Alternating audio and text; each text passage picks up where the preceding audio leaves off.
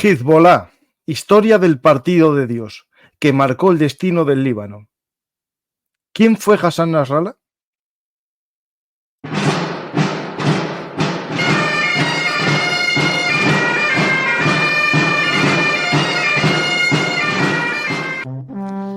Armas, batallas y hombres que cambiaron el curso de la historia. Esto y mucho más en Bellum Artis Historia Militar. Hoy vamos a hablar de historia muy actual. Vamos a contaros qué es exactamente el partido de Dios, Hezbolá, y también quién fue su secretario durante muchos años y casi el responsable de hacer de un grupo de resistencia yihadista chií en casi el poder real del Líbano. Para ello contamos con la ayuda de nuestro amigo Mariano López de Miguel, que como sabéis es un experto en Oriente Medio y cosas de la vida. Iba a hacer su tesis doctoral sobre Hezbolá y al final acabó haciendo sobre los talibán. ¿Qué tal, Mariano? Hola Paco, muy buenas tardes. Pues ayer fue como comentaba hoy en las redes a mis amigos he vuelto a casi 6, 7 años, ¿no? Cuando estaba con todo lo de Hezbollah en el ajo. No me esperaba que ayer, volviendo a un congreso, pues Estrategias Militares me mandó un mensaje, dice, Nasrallah ha muerto o ha sido eliminado. Y yo, a ver, por favor, vamos a tener cuidado porque esto hay que cogerlas con pinzas. Y durante el trayecto de Sevilla a Madrid, pues efectivamente vi junto a un compañero de la Complutense todo lo que había ocurrido. A ver, ahora mismo pues estamos viendo una versión de Hamas en Hezbollah, ¿no? Está descabezado, está muy tocado. Eso no quiere decir que como lo que ocurrió con Daesh esté pues derrotado.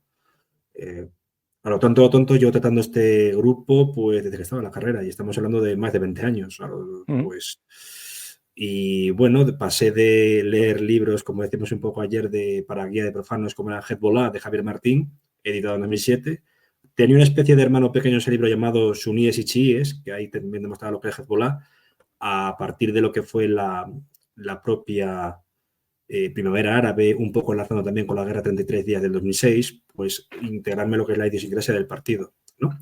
Y lo peor es que una arabista me dijo, ten mucho cuidado que cuando empiezas a estudiar estos grupos acaban contigo hasta el día del juicio final, hasta el día que cierres los ojos definitivamente. Y me temo que va a ser así. Sí, sí. Pues tenemos un amigo, un invitado que es Estrategias, que va a entrar, pero Estrategias viene a hablarnos de lo que es más actual, de la parte, digamos, de hoy, pero les presentamos. Hola, Estrategias, ¿qué tal? ¿Qué tal? ¿Cómo estáis los dos? Un abrazo muy grande, de verdad. Estáis en directo, disculparme. Unimos los dos canales ahora mismo. Los dos canales estamos ahora mismo. Estamos en espacio-tiempo.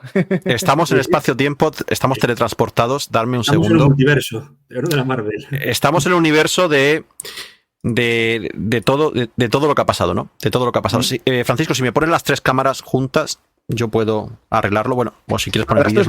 Ahí está, vamos. Vale, pues un segundo, ahí estamos. Nada, muchísimas gracias, Francisco Campa, por invitarme. Gente, si no lo conocéis, que creo que estamos ahora mismo, no sé cuánta gente estamos, 6.000 personas. Si no conocéis a Francisco Campa, Bellum Artis. 6.000 en el tuyo, que vengan para acá.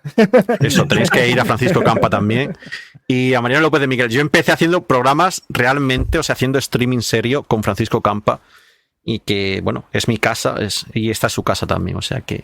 Y Mariano López de Miguel, ayer le di la noticia, Mariano. Sí, lo estaba comentando ahora. Volvía justo de un congreso en Sevilla, que ha ido bastante bien, justo acerca de los temas actuales del Oriente Medio, geopolítica, y estaba entrando en Santa Justa y me llega un mensaje de Estrategias y me dice, oye, que es que han eliminado a Nasrallah. No tenía por qué dudar, ni mucho menos, pero le pregunté, ¿de verdad? ¿De verdad? Ha sido una semana muy heavy.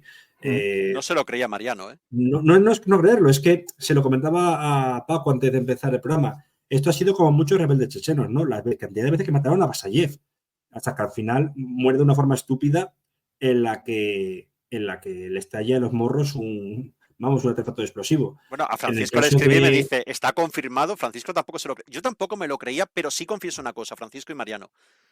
Cuando yo veo las explosiones y veo la cantidad de munición que se está utilizando, rápidamente yo me fui al bulto y dije, Nasrallah.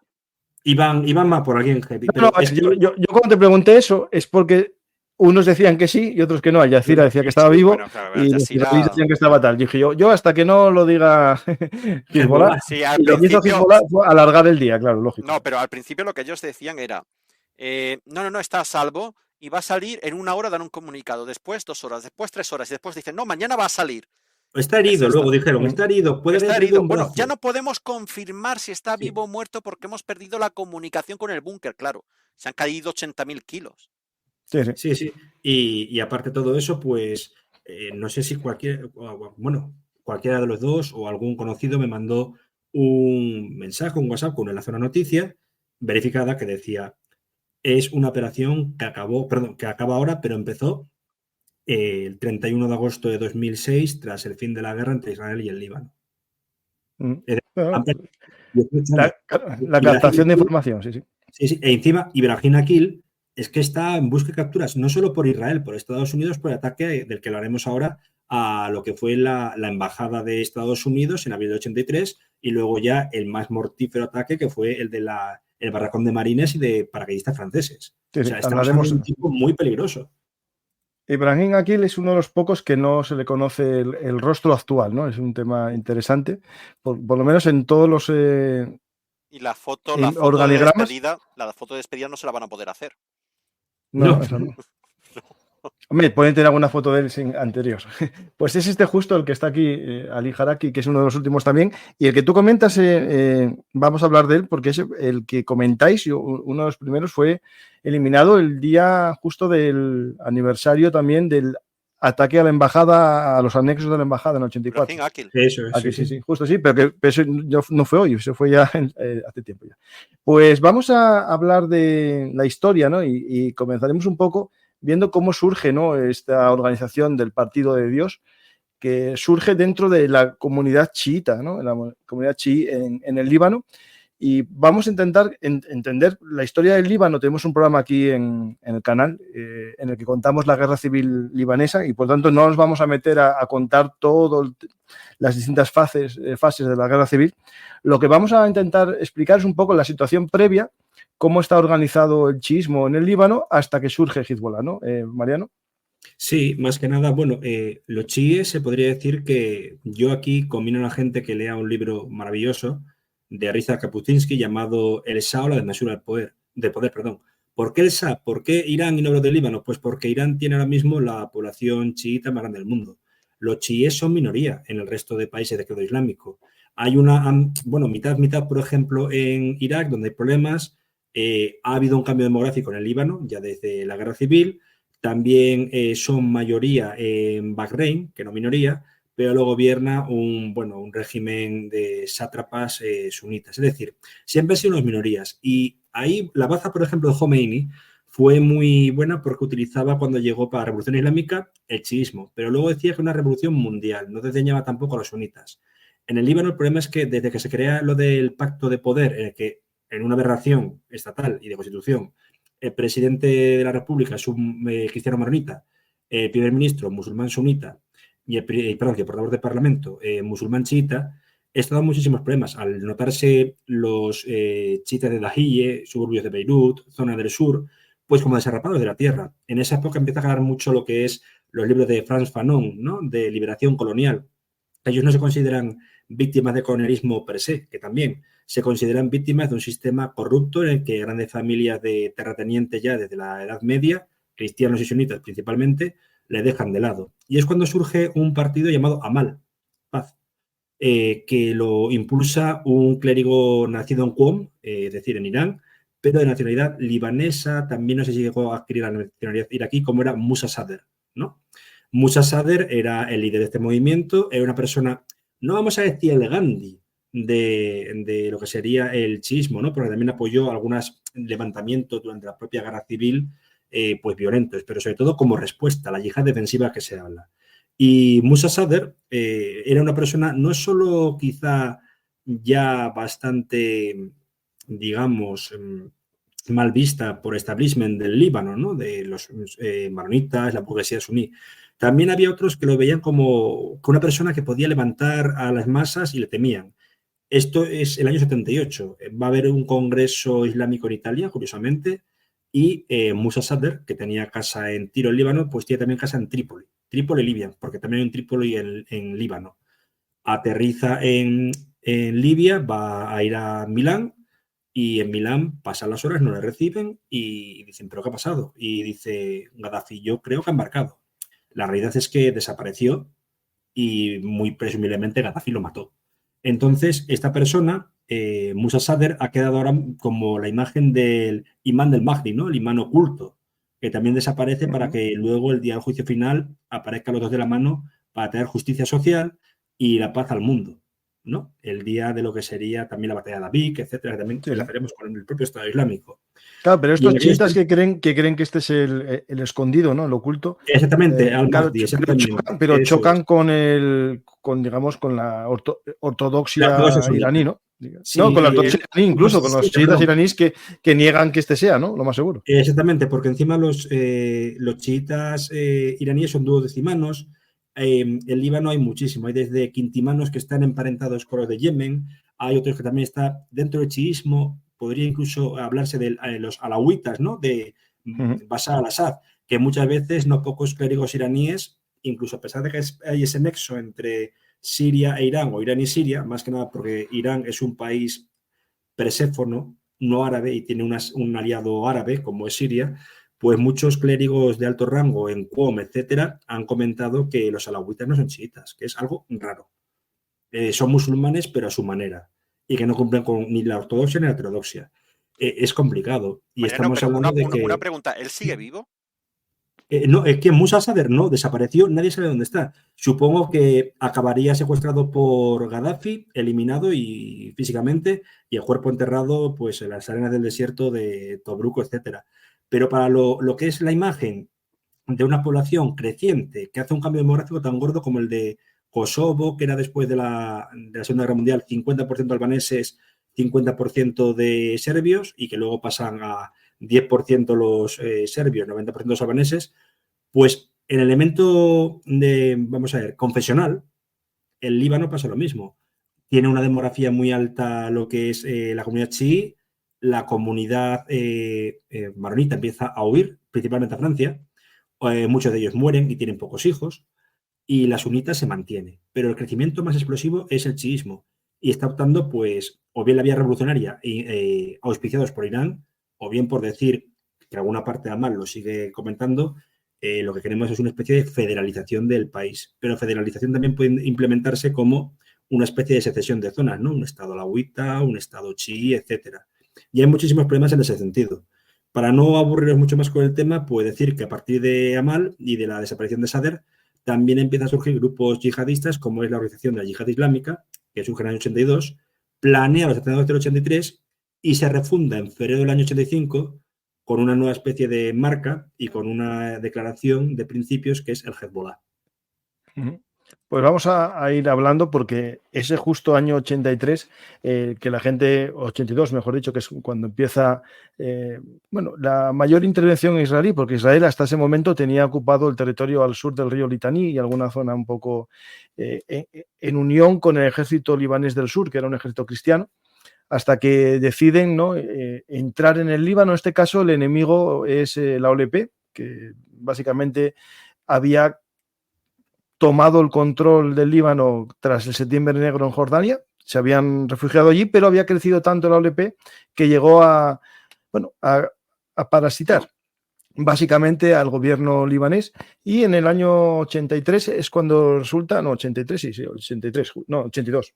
82, la invasión del asedio de Trípoli, que estuvieron 3 meses los israelíes asediando la ciudad, entrando tropas cristianas, también atentados de los cristianos falangistas a los miembros de la OLP, todo en el interior de la ciudad, hasta que consigue el gobierno del Líbano convencer a la OLP que se salga de la ciudad, se van hacia Argelia, y ahí comienza una nueva fase, que es con la aparición o la intervención de Estados Unidos, el Reino Unido, también los franceses y otros países en el territorio, ¿no? Una idea era acabar con la guerra civil, esa guerra civil en la que se había desangrado a la nación. Pues los estadounidenses llegan allí y, crean una base que no es, digamos, atacada en primer lugar. El primer objetivo de un atentado suicida, ¿no? Es el atentado a la embajada, ¿no? En abril del 83, efectivamente, y de una forma bastante brutal. Ya con anterioridad hemos de decir que había una guerra civil, sin duda, pero lo que lleva a las primeras masacres, es que el año 82 es un año complejo. Empieza en Siria en febrero con la matanza de Hama, llevada a cabo por Rifat al-Assad, hermano de Hafez el-Assad. Y después de eso ocurre pues lo que es las matanzas de Sabra y Shatila como venganza de los milicianos de la Falange Cristiana por el asesinato de Bashir Gemayel, que iba a tomar posesión del cargo de presidente. Posteriormente vemos esto, y quizá esto nunca se pudo demostrar, pero parece que fue la prueba de fuego de ya no digo Ibrahim Akil, sino Ihmad Mudguiyeh, Haj al-Radwan, el jefe militar de Hezbollah, hasta que es eliminado en Damasco en 2008, en febrero de 2008. Es el anexo de la embajada. Eso es, sí. El año anterior se ataca a la embajada entera y el año siguiente el anexo. El que estamos hablando es el de la embajada, el del 83. La embajada, sí, el de la embajada, sí. Después se ataca el barracón de los marines el mismo año y en el 84, en septiembre, justo el anexo. El de la embajada creo que encima es el primer atentado suicida de la época en Líbano. Porque hecho en el nombre, digamos, de una yihad islámica, sí. Y aparte fue con una furgoneta bomba y muy similar, es el modus operandi de Hezbollah, luego lo veremos años después, es lo que ocurre en el año 92 en la Embajada de Israel en Buenos Aires y en el 94 pues con la AMIA. Entonces, Mariano, pero también mueren franceses, ¿no? En ese atentado. Sí, en el barracón de los marines, pues al lado estaban esos paracaidistas, ¿no? 58 paracaidistas, ¿no, Paco? Creo que era.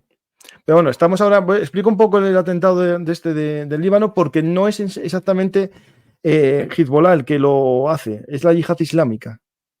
Vale. Y al ser la yihad islámica es como que hereda el papel o hereda la organización en Hezbollah, porque Hezbollah todavía no, digamos, no está metido en el ajo en este. O me confundo, Mariano, ¿no? Es así, ¿no? No, digamos, lo he dicho bien, pero digamos que lo que es la organización yihad islámica es la madre. Eso, que digamos que es donde después hereda, justo. Es la matriz. De hecho, sigue actuando hasta el año 85, es en febrero, final de febrero, el acta fundacional de Hezbollah, como también el 87 es el de Hamas. Pero antes también se cobran una libra de carne, voy a hacer un poco con perdón spoiler, y es que empiezan a atacar a la población civil, no solo los que estén, quiero decir, en la embajada.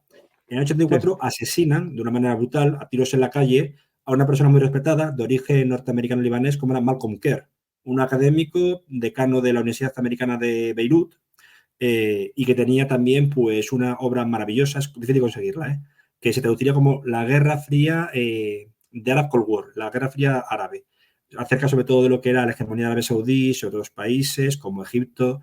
Y Malcolm Kerr, si digo el apellido Kerr, a la gente le sonará, efectivamente es el padre de Steve Kerr, el entrenador de la NBA que ganó varios títulos como jugador con los Chicago Bulls y luego con los Golden State Warriors como entrenador. De hecho, a día de hoy apareció un comunicado hablando de la muerte de Nasrallah, no sé si lo dijo en Twitter o actual X, y unido a todo ello, pues decía que él quería seguir teniendo las sanciones que había mandado a través del Departamento de Justicia de Estados Unidos por el asesinato de su padre hace exactamente 40 años.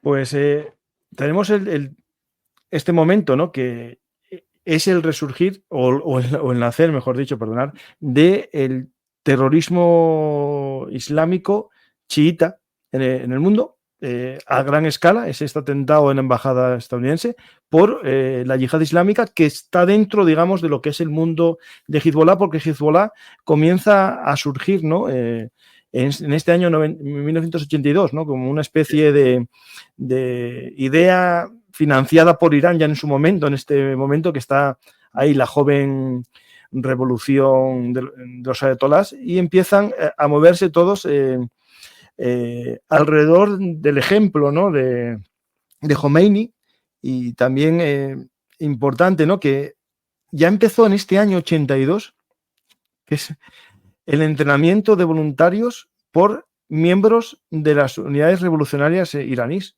Unos 1.500 iraníes fueron al Líbano a entrenar a jóvenes chiitas.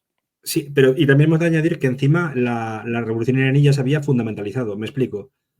Antes del año 79, cuando llega Khomeini, la revolución sí, luego se ve como islámica, pero una revolución popular. Y encima había elementos, incluso unos elementos un poco raros, como era Ali Shariati, que era un, bueno, creyente en lo que era el chiismo, pero era una persona secular, estaba incluso vinculado al antiguo, me parece que fue TUDE, el antiguo Partido Comunista. Shariati muere de un infarto, no se sabe si se le envenenó, porque hubiese cambiado mucho la revolución con él, y el control total de poder vertical es Khomeini, y luego ya la serie de ejecuciones que hay previas a la guerra con Irak, etcétera, etcétera, etcétera. Entonces ya en el año 82 está establecido que Irán es un país paria, superando a Libia incluso ante el Departamento de Estado de Estados Unidos, y ya empieza a fomentar acciones en el exterior. A ver, la política exterior de la República Islámica pasa, lo comenté ayer en la ponencia que di, en la media luna islámica, ¿no? La media luna chií, perdón, que vaya pues desde Siria, pasando por Irán hasta el Líbano, y luego proseguir. Era un miedo real. Pues este grupúsculo, ¿no?, de jóvenes radicales chiitas, bajo el paraguas de varias organizaciones como la Yihad Islámica, eran entrenados en el famoso Valle de la Bekaa, que a los que nos gustaba leer en los años 90 las novelas de Tom Clancy salían en todas hablaban del Valle de la Bekaa, era algo que no faltaba en cualquier novela de terrorismo o novelas. Yo me leía mucho a Jeffrey Archer, que también tenía un También Jeffrey Archer era muy bueno. Tenía mucho, sí. Y el Valle de la Bekaa no faltaba nunca. Y en este Valle de la Bekaa es donde empiezan a pasar por la frontera de Siria, porque al-Assad, aunque es ismaelita, tiene buena relación con los chiitas más que con los sunís, porque esto hay que entenderlo. Y ahora la guerra civil siria, que habría que hacer un programa un día, Mariano, aquí en el canal de Historia para explicarla, es una nación en la que una minoría religiosa, que son los ismaelitas, gobiernan, no, ismaelitas no, perdón. Alawitas. Bueno, los ismaelitas son de esa zona también. Son también más o menos... Sí, son lo mismo, más o menos. Los alawitas gobiernan un territorio que es de mayoría suní y se basan básicamente en el ejército para el control de la nación. Y lo que hicieron ellos es, bueno, ganarse el apego o el apoyo de la población chiita del Valle de la Bekaa, dejándole pasar el tránsito de armas que venían desde Irán y sobre todo ya también de entrenadores, ¿no? Lo que llamaríamos unos asesores ahora. Pues teníamos este Valle de la Bekaa que ya en el año 82 comienza a ser la raíz de todo el terrorismo chiita en el Líbano. Hay el ataque que estamos viendo en la embajada y después está el ataque al barracón de los marines, que voy a poneros una imagen. Hay que decir, mientras que Francisco pone la imagen, el Valle del Bekaa desde aquella época es el centro internacional de tráfico de armas del mundo. Sí. Es que llegan armas de drogas. Bueno, de droga también, claro, pero drogas, sí. Es una cosa increíble lo de ese Valle del Bekaa, que hoy estos días además es donde más la fuerza de Israel está poniendo hincapié en acabar con lugares y centros logísticos de Hezbollah. Claro, es que es su lugar, su bastión, digamos, Baalbek, su bastión. Exactamente, como Dahi ayer, sí. Baalbek es su capital. Sí, la capital de facto de esa zona. Pues este es tienen una mezquita allí donde tienen un museo de armas recopiladas del ejército de Israel, dentro de la mezquita. Efectivamente, sí. Es alucinante. Pues aquí tenemos el ataque al barracón, donde estaban, digamos, los soldados de la fuerza multinacional del Líbano. Se calcula que murieron 307 personas, 241 militares estadounidenses y 58 franceses, además de 6 civiles y los 2 atacantes suicidas. Aquí tenemos se calcula que se usaron unos 9.500 kilogramos de explosivos, es decir, equivalente a TNT. El explosivo, ahora mismo no tengo claro cuál era, pero es equivalente a eso, a 9.500 kilogramos de TNT. A ver, añadir únicamente que tanto en esta explosión en el Líbano como la de la AMIA, los centros sismográficos que había se rompieron. Wow. Hubo un mini terremoto. A ver, es que eso era una explosión que decían de las más masivas. A esta explosión se la superó en el 3 de agosto de 2020, creo que era la del puerto de Beirut. O sea, estamos hablando de una barbaridad. Y añadir que uno de los supervivientes de este ataque es Malcolm Nance, quizá os suene, es un autor de varias obras como Cómo derrotar al cibercalifato, etcétera. No se tradujo ninguna, pero él decía que tiene un recuerdo de sacar pedazos de los compañeros de los escombros, vamos. Pues el camión, esta es la ruta que podéis ver en el mapa, tenéis la ruta de cómo superó las primeras vallas, porque aquí sí que había mayor seguridad que en la embajada, porque esto hay que entender que en los años 80 nadie se esperaba un atentado suicida. Es decir, en aquellos momentos no existían las medidas de seguridad que empiezan a existir ahora ya como algo normal en una zona como esta de Oriente Medio, ¿no? Pero en los años 80 nadie pensaba que iba a haber un conductor suicida que se metiese contra un edificio y se hiciese volar a sí mismo, ¿no? Y este es el croquis del ataque, para que lo veáis. Y después, Increíble interesante. esto. Francisco, ¿lo puedes poner en grande? Sí, ahora mismo. A pantalla Y completa. es espectacular, ¿eh? Sí, ¿me permitís añadir una cosa? Había otra cosa bastante peor, que era, y creo que esto se ve, pues por ejemplo, para que le guste el cine de la época, ya esto 2001, es la de Spy Game, y a sabiendas de que podían tirotear un francotirador de defensivo o la guardia al kamikaze, llevaban siempre lo que era una especie de detonador atado a la mano y en el caso de que muriese, si soltaba el detonador, todo explotaba igualmente. Sí. No iba a ser igual, pero la onda expansiva podía ser tremenda. Entonces fue perfectamente planeado. El atentado fue en un camión cisterna, que estaba siendo esperado por los marines para combustible. Era normal, había un suministro habitual de combustible, pero en vez de venir con combustible venía con otra carga que eran gas butano comprimido en unos botes especiales y después mezclados con tetranitrato de pentanitritol. Es decir, esta mezcla de gas butano con este material creaba una bomba explosiva. Fue una ola de fuego completamente, porque muchos de los marines lo que murieron fue por la explosión, fue por impacto, etcétera, y algunos incinerados. Wow. Y de hecho, la bomba se transportó sobre una capa de hormigón cubierta con una losa de mármol para dirigir la explosión hacia arriba. Sí. Para que llegase lo más la onda expansiva, porque digamos, él se metió, si podéis ver el croquis, en el boulevard, digamos, en el hall de entrada del edificio. Entonces, para que la onda expansiva no fuese hacia abajo, lo que hizo es dirigir la explosión hacia arriba. Os voy a leer un texto que nos explica un poco cómo fue.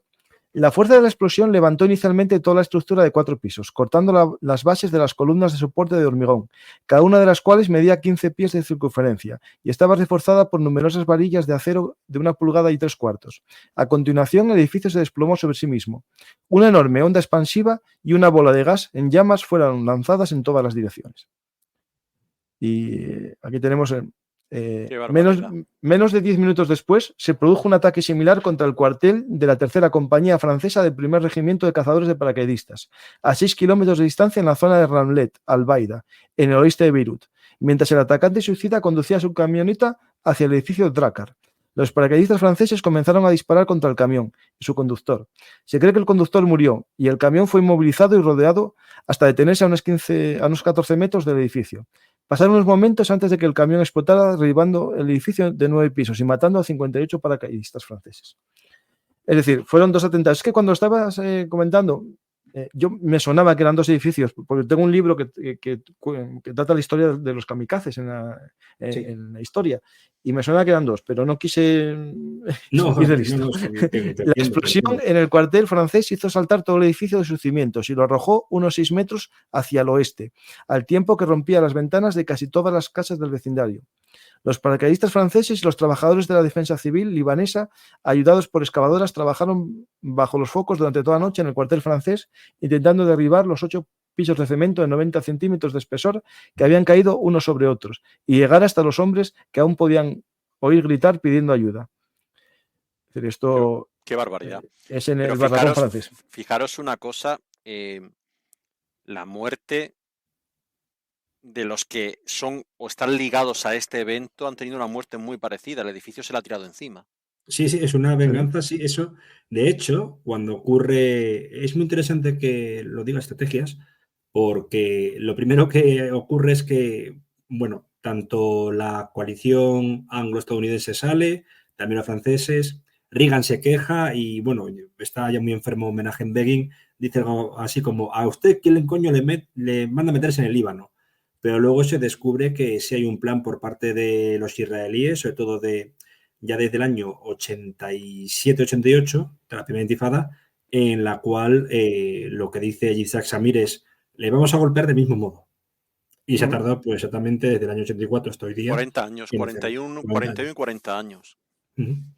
Es alucinante la historia de todo esto. No, pues esto que os voy a contar, agarrar los machos. ¿Quién es? Esto no lo conocía. Este es Fadlallah, ¿no? No, Mohamed Hussein Fadlallah, muy bien. Mariano, eres la bomba. Mariano es el top número 1 en España, comunidad hispana, que se lo sabe las barbas de cada uno. Sí.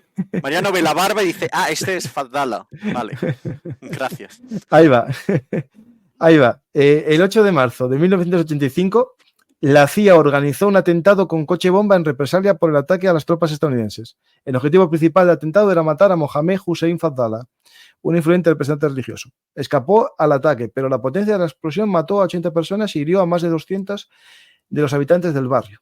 Es decir, aquí la CIA hizo una venganza también, lo digo porque... Si me permites, Paco, aparece muy bien narrado en este libro de Richard Augustus Norton, de Hezbollah. Lo lamento, pero no está traducido al español todavía, de Augustus Richard Norton, perdón. Y quien pueda entenderlo en inglés, se lo recomiendo porque justamente, junto con el libro de Matthew Levitt sobre Hezbollah, comenta este acontecimiento. Luego decir que Fadlallah murió hace unos 15 años de causas naturales. Fue de los pocos que no murió. Porque este era más político, perfil político. No era de los que mandaba, digamos, kamikazes. El anterior creo que lo podemos hablar luego. El predecesor de Nasrallah fue eliminado también por Israel en el año 92, Abbas al-Musawi. Entonces, este tenía un perfil más, hasta podría decirse que Fadlallah era un tecnócrata, porque rompió con Irán. Un rebelde dentro de los rebeldes. Y aquí tenemos un ataque que ya empieza a ser ya hecho por Hezbollah y reconocido por Hezbollah, no por la yihad islámica. Esto que estáis viendo aquí es los llamados como atentados de Tiro. Esto es un atentado contra las fuerzas de defensa de Israel que estaban en la zona del río Litani, y ahí está Tiro, esa ciudad libanesa. En estas explosiones mataron a 103 israelíes y unos 50 libaneses. Y este atentado es uno de los primeros, o el primero a gran escala reconocido a Hezbollah, el atentado a los soldados israelíes en Tiro, año 82. Lo digo porque, claro, anteriormente era yihad islámica el que había hecho el atentado, pero aquí ya es Hezbollah. Y nos vamos a hablar que, según algunos autores, este año 82 es el nacimiento de Hezbollah, pero otros lo llevan al año 85. Por la Carta Fundacional, más que nada. Eso, justo. Por la Carta Fundacional, perdón que te interrumpa, Paco. Sí. Es que muchas veces hay esa especie de... La historiografía de estos grupos es compleja. Lo primero es fundamental porque no está, por así decirlo, traducida. Hay pocos autores que han tratado el tema en español, y también se dejaron una cosa por medio, que es que sí, han atacado a los israelíes, pero también hubo un intento de atentados. Dicen que Hezbollah, colaborando con Saddam Hussein, para atacar al emir de Kuwait. Es cuando se pone una bomba en la bolsa de Kuwait, en el año 83. Es cuando Kuwait, a raíz de eso, que había sido un país, sí, islámico, pero mantenía una dicotomía secular islamista, se empieza a islamizar. Y bueno, entre ellos se captura a un comandante de Hezbollah, que es Hussein Badreddin. Ha perdido una pierna y un ojo, creo. Está condenado a muerte en Kuwait. Luego dicen que hace un prison break en el año 90. No, es que llegan los iraquíes y cuando eso le liberan. O sea, el tipo era un mentiroso. Pero tiene esa aureola de victorioso, de combatir al emir de Kuwait, de estar mutilado, que para ellos lo de estar muerto en vida es también una especie de honor, y es complejo. Pues tenemos el atentado siguiente, que es en septiembre, al anexo de la embajada, y ya ahí sí es Hezbollah. Ahí ya está uno de los protagonistas que estabais hablando antes, uno de los que justo ese mismo día, en celebración, Israel ataca y acaba con su vida. Y lo interesante, yo creo que es un mensaje también a Estados Unidos, ¿no? De que Israel se venga del ataque que sufristeis vosotros en el año 84, ¿no?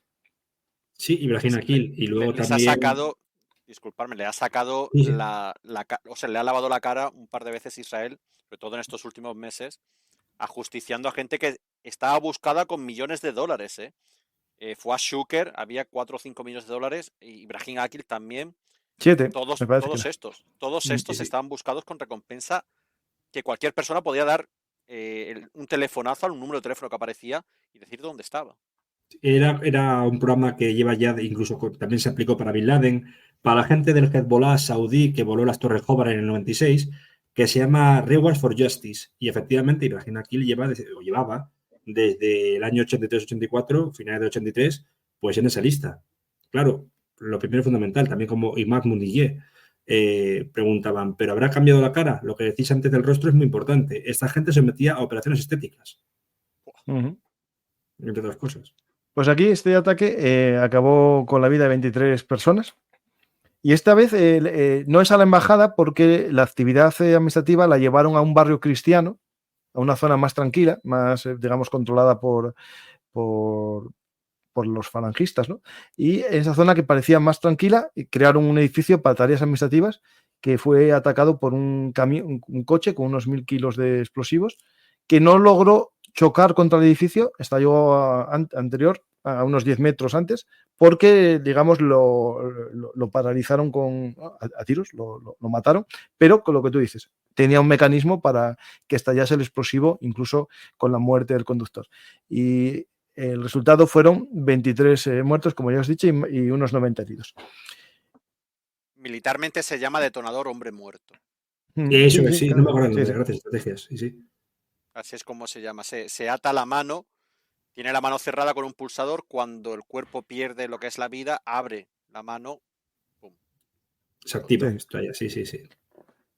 Pues aquí tenemos que está de nuevo la organización de la Yihad Islámica, que está dentro, digamos, una rama o una parte en este momento, digamos, militar de Hezbollah. Y el gobierno de Estados Unidos entendió que Hezbollah había llevado a cabo el ataque bajo el nombre encubierto de esta organización de la Yihad Islámica. Y a través del reconocimiento por satélite, los estadounidenses descubrieron que se había creado una maqueta del anexo del cuartel Sheikh Abdullah, dirigido por la Guardia Revolucionaria iraní en Baalbek, para practicar el ataque. Es decir, ya los estadounidenses, cuando los satélites eran algo que ya estaba en marcha, de esos años 80 existía, hacían fotos satelitales, había que pasar después a veces, no sé si en el 80, pero antes lo que hacían era lanzaban el carrete. Eso. Lo recogían, lo revelaban, había analistas mirando allí con lupas a ver el objetivo. En este año 83 no sé si ya había algún sistema, pero era casi de los primeros. Solamente lo trataste con David alguna vez, sí. Porque lo que esos satélites que luego quedan en desuso, ¿quién los compra? Google y se transforman en Google Earth. Claro, pero sí, efectivamente era así, sí. Pues reconocieron la forma del edificio y, por lo tanto, ya sabían que era el culpable. Era alguien que estaba en la zona de Baalbek y, por lo tanto, estaba en medio Irán y la nueva organización que estaba creciendo, absorbiendo a todos los grupúsculos chiitas que existían. Pero, claro, vamos en el año 83, que estamos ahora 84, y nos vamos al año 85, ¿no? Porque es cuando, digamos, surge o se da la forma institucional a Hezbollah, ¿no? Que es con la declaración, ¿no? Sí, la carta fundacional, efectivamente. De hecho, la tengo por aquí porque la posté hace un par de días en alguna red social. Me la tiraron abajo y yo quería ponerla como una medida pedagógica, didáctica. Cuidado. Y cuidado. De medio, ¿eh? Está la cosa increíblemente mal. Mariano, Francisco, te comparto si quieres dónde está Baalbek para que la gente lo vea. Vale, ponlo, sí. Y entienda... mientras tanto, tú pon Baalbek ahí, mientras tanto. Que cuando hablamos de fechas, está esta digamos, cuando se presentan en público como asociación y crean su idea, ¿no? Bueno, esta es mi idea política, vamos a lograr esto. Pero para muchos es ese año 82. Exactamente os voy a decir cuándo, porque sí que hay teóricos que lo tienen bien claro. Robert Fix y el general israelí Simon Shapira dicen que se creó el 8 de junio del año 82, 2 días después de la invasión israelí del Líbano, que habíamos hablado, que era cuando se dirigieron a expulsar a OLP, ¿no? Y ahí 50 militantes chiitas emboscaron un convoy blindado de las fuerzas de defensa de Israel en Calde, al sur de Beirut. Y esta es considerada por Hezbollah como el mito fundador de su resistencia islámica en el Líbano. Lo digo que es importante entenderlo. No, y es así, porque Robert Fisk, falleció durante la época del COVID, no sé si de COVID o por, era relativamente mayor. Uno de los autores que más me gustan porque tiene un libro majestuoso, difícil de encontrar, que se llama La Gran Guerra por la Civilización, la conquista de Oriente Próximo. Fisk era de formación historiador, pero se dedicó al periodismo. Su padre había combatido la Primera Guerra Mundial, lo tuvo ya de mayor, pero efectivamente comentaba cosas y fue también corresponsal de guerra en el Líbano. De hecho, yo creo que murió en el Líbano. como en Irlanda, porque era anglo-irlandés. Pero comentaba que efectivamente que la invasión del Líbano, orquestada más bien por Sharon, porque Menachem Begin estaba muy enfermo anímicamente debido al cáncer terminal de su mujer. Y claro, eso es el acta fundacional y lo que decís también, ese asalto a un convoy en el que mueren, ¿cuánto? 40 personas, ¿no? Creo que era así. Sí. Vamos a hablar después de la política y su ideología cuando hablemos del acta fundacional, pero es interesante que veamos el mapa que está poniendo un poco para que veamos el Valle de la Beca, lo que es exactamente. Claro, es que el Valle de la Beca, para que la gente lo entienda, a la parte derecha o el flanco derecho o el este, mirándolo hacia el norte, es Siria. Sí. Es un lugar súper poroso donde tú puedes meter vehículos, incluso por túneles puedes hacer absolutamente de todo y llevártelo hasta su capital, que es esta de aquí. Esto es la capital de Hezbollah en el Líbano. Baalbek. Es que claro, es una ciudad que además históricamente tiene pues mucho legado histórico. Que aquí veis algunas fotografías. O sea, que es una ciudad que es bonita, ¿no? Pero está infectada o está invadida por esta gente. Y además es que está dentro del valle. Fijaros el valle en esta posición, como veis aquí, que es que está en medio de ese valle y que es un nido para lo que decía Mariano López de Miguel. Tráfico de drogas y de armas y de terrorismo y de todo, ¿no? Pues justo, mira, en la colina derecha que tienes, si estás mirando hacia el norte, hacia el oeste, hay un territorio un poco más. Ahí ese territorio, todavía no entramos en Siria. Si tiras más a la derecha, no es Siria todavía. Esa zona, esos poblados que ves por ahí, ya son casi todos de mayoría drusa. Lo digo porque es importante entender que el Valle de la Beca, si Israel consiguiese ganarse a los drusos, el Valle de la Beca perdería mucha capacidad. Os voy a mostrar el por qué digo esto, porque la geografía... Y también cristianos, ¿eh? Fíjate. Sí, e incluso ya no son los ismaelitas que dijisteis, es que están drusos, alawitas, a los que los alawitas se les llama despectivamente nusairitas o nusairíes por su imán al-Nusair. Eso es una iglesia. Fíjate. Pues, estas iglesias son las que todavía a veces en el rezo habla, estos no sé, pero... aramaico, ¿no? Arameo, justo, sí, el de Jesús, es lo que hablaba Jesús, sí. Es increíble en lugares que no conocemos. Sí, y que, bueno, que tiene una cultura impresionante. Pero fijaros si es importante el Valle de la Beca y Baalbek, que cuando la ocupación siria del Líbano, que duró pues la nada cifra de 29 años, hasta el asesinato de Hariri, pues lo que ocurre es que los principales, digamos, hombres fuertes de Damasco en la zona, Ghazi Canán y un largo etcétera, como puede ser también Rustum Ghazali, no tenían sus oficinas en el propio Beirut, no tenían sus oficinas quizá incluso en la zona de control de Tiro, Trípoli, etcétera. Lo tenían en Baalbek para controlar, como he dicho antes, tráfico de armas, entrada de combatientes, campo de entrenamiento y sobre todo tráfico de drogas. Este es el mapa que, digamos, la geografía física nos da muchas pistas en la historia, ¿no? Mariano y tú y yo sabemos el tema de cómo la geografía marca la historia, ¿no? Pero también, en este caso, la marca incluso hasta las creencias de las personas, ¿no? Como el Valle de la Beca es esta franja inmensa, alargada, que casi es la mitad de largo del país, que es la zona de mayoría chiita, pero está separada de la otra franja de mayoría chiita, que es el sur del Líbano, justo lo que está en contacto con Israel. Por eso los ataques que sufre Israel de corto alcance son siempre en territorio de mayoría chiita. Es verdad que en otras zonas hay cristianos, hay también algún suní o también drusos en la zona sur, pero desde donde se sufren los ataques, mayoritariamente es ese territorio chiita. Lo digo porque esto es muy importante para entender Líbano y entender su historia, la gran cantidad de creencias que hay en este país, que si os hagáis una idea, el 52% son musulmanes a día de hoy, y dentro de ellos el 40% del total del país son los chiitas, pero no pueden gobernar en un sistema democrático si se unen todos contra ello, ¿no? Y eso es importante para entender cómo evoluciona Hezbollah del año 1985 a su carta fundacional del 85 a su carta del 2009, que cambia bastante el aspecto, digamos, de cómo va a tomar el poder, ¿no? Pues vamos a... va a lo pragmático, sí. Pues vamos a ver esa carta fundacional, cómo surge Hezbollah y surge con una carta abierta a los oprimidos del Líbano y el mundo, ¿no? Efectivamente, es una carta que habla ya directamente de establecer un Estado Islámico en el Líbano, cosa que en 2009, como has indicado, primera enmienda de la Carta Fundacional en el 2007 y luego 2009.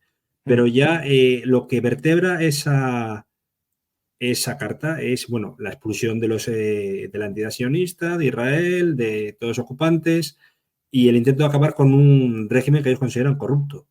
Pero es que nombra a Musa Sadr y asimismo también nombra lo que quiere imponer, que es algo foráneo para los chiitas incluso de la zona, que es el Vilay al-Faqih, lo que es el Consejo de los Sabios de Jomeini. Es decir, pasaría a ser de triunfar Hezbollah o las organizaciones chiitas a ser un estado títere o vasallo del Irán revolucionario. Eso sin duda alguna. Bueno, económicamente ya sabéis que desde la explosión de Beirut es Irán el que se encarga de la reconstrucción y de mantener económicamente al país. Sí, efectivamente es así. Y en aquel instante, pues bueno, era la punta de lanza para meterse en el Mediterráneo por parte de la revolución islámica no solo de Irán, la jomeinista, porque Jomeini siempre, bueno, en un momento estuvo a punto de intentar pactar con él Saddam Hussein. Dice, tenemos una población bastante amplia de chiitas en el país, no nos ataques. Y dijo, eres un perro laico, no quiero saber nada de ti. Luego también soltó una frase que asustó mucho en Kuwait, que dijo, acaban de llegarme los demógrafos que trabajan en Kuwait, infiltrados, y según el censo hay un 15-20% de chiitas en Kuwait. Hay un 10% de chiitas en Arabia Saudí, que no son muchos, pero están en las zonas petrolíferas. No me Yo hay una cosa, Mariano y Francisco, yo he estado en Kuwait y los chiíes que hay en Kuwait tienen un poder adquisitivo muy alto. Bueno, porque claro. No es el chií, no es el iraní típico que vemos. No tiene nada que ver, ¿eh? Esa gente probablemente ha hecho mucho dinero en Bahrein, ha hecho mucho dinero en las monarquías petroleras y ha hecho una especie de... El chiita, que como decía Kapuscinski, ante todo es un opositor tremendo, también sabe utilizar una especie de... Bueno, es una disciplina asociada a esta rama del Islam por su persecución, que se llama taquilla, que es ocultación. Sí. Puedes hacerte pasar por cristiano, puedes hacerte incluso pasar por sunita, puedes beber siempre que eso evite que te cacen y que se sepa que eres chiita y que vas a ser martirizado. Ahí sí. Sí. Pues vamos a hablar de esta carta fundacional que está dedicada a este hombre de la foto, Mariano. Es Musa Sadr, efectivamente. No, este es Raghibet Harb. Ah, perdón, pues pensé que era Musa Sadr. Sí. No, este fui a por ti, este fui a por ti. Ahí me tiraste, sí. Pero es porque no tiene la barba larga, por eso. No, este hombre es que en el folleto en el que se imprime esta carta abierta a los oprimidos del Líbano y del mundo, en la portada aparece Raghibet Harb y en la contraportada aparece el Ayatolá. Y aquí aparecen los 25 apartados, ¿no? En los que se identifica la identidad de Hezbollah, que son su ideología, sus principales objetivos y a quién considera sus enemigos, especialmente Estados Unidos e Israel. Y sus aliados. Satán, el pequeño Satán. Y aliados, ya dice algo que nos interesa para entender la actualidad, a quienes luchan contra sus enemigos. Es decir, aquí su aliado puede ser cualquiera, aunque no sea chiita como él. Puede ser cualquiera que luche contra sus aliados. Por eso entendemos también esa asociación de Hamas que nada tiene que ver con el mundo chií, ni con el mundo, digamos... Más fácil, dentro de aliados, lógicamente, está Irán. Pues sí que se pensaba que era Sadr, perdonad, porque es que es calcado. Pero dejando esta cosa aparte, Irán en un principio, uno de los primeros que va a hablar con Jomeini tras la revolución, tras triunfar la revolución, ella era Arafat, y Yasser Arafat era laico. De hecho, una persona que ve muy, muy mal lo que es la llegada de Arafat a Irán es Hafez el-Assad. O sea que no todos son tan amigos como puede parecer en la carta fundacional. Busca aliados. Pero todos tienen un enemigo en común. Claro, ahí sí, que es el Estado de Israel o Estados Unidos. Todos quieren eliminar a Israel como Estado. Claro, gran Satán, pequeño Satán. Pues ¿sabéis cómo acabó este Musa Sadr? En un viaje a Libia, sí. Invitado por Gaddafi, después de estar un tiempo allí, dicen que murió en extrañas circunstancias, incluso que fue asesinado por orden de Gaddafi. no sé, interesante. Literalmente, Musa Sadr desapareció, le desaparece en Es el que año Gaddafi 78. tenía un currículum También. espectacular. Y es que Gaddafi fue de los pocos países también, siendo árabe y sunita, aunque fuese del Magreb, que tiene esa especie de escuela más, digamos, aperturista, la maliquí, pues tengo recuerdo de que a Musa Sadr, como triunfó en la revolución y él veía como malo la revolución iraní en su propio país, pues lo hizo desaparecer. Es decir, él iba a ir a un seminario en Italia. Sí, sí, justo. Salió de Libia hacia Roma y dicen los libaneses, los libios que habían montado el avión, justo, sí, pero Roma dijo que no. Los italianos. Y por eso es lo que consideran que ahora es, para los más pietistas, es el imán desaparecido. No ha sido asesinado por Gaddafi. Desapareció para que venga de la mano con el Mahdi, el fin de los días, a traer justicia y paz sobre la tierra. Sí, sí. Y hay gente que lo cree. Yo me encontré a unos peregrinos en Estambul y, bueno, hablando con ellos, por cierto, de un trato exquisito. Un inglés bastante bueno, conmigo muy educados, me regalaron hasta un Corán y tengo recuerdo que me decían, no, Musa Sadr no se cree usted, no ha muerto, se ha desvanecido para traer paz y justicia. Y lo decían creyente. A ver si van a pensar lo mismo de Nasrallah. No te extrañes. Bueno, no te extrañes. A lo mejor está desaparecido. De desaparecido cierto, no, pero lo del martirio lo asociarán ahora al martirio del imán Hussein, que es lo que vertebra el chiismo. Comentar una cosa, es Gaddafi el que le da a Irán los primeros misiles balísticos Scud, ya que la dictadura de Assad padre se lo negó porque decían que pertenecían a Rusia, pero Gaddafi sí se la jugó, le envió, creo que fueron unos 13 o 15. Sí. Y uno de ellos, porque estaban en guerra con Irak claro, en ese momento, Irak sí le estaba lanzando misiles Scud y ellos no tenían ese tipo de capacidad.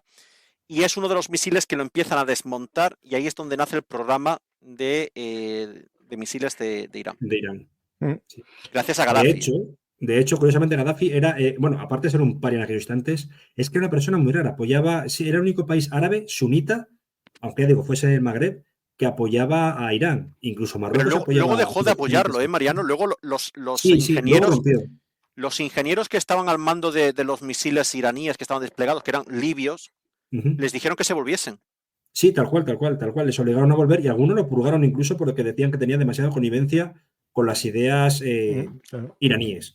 Pero efectivamente hubo una purga ahí y Gaddafi es que apoyó a todos los grupos, la gente lo quiere admitirlo ahora, pero apoyó a todos los grupos que él considera insurgentes, desde unos que eran menos militantes, como era el Congreso Nacional Africano, hasta dar dinero a ETA, a dar dinero al IRA y a los iraníes. Es que y hasta montar una jaima en mitad de Madrid.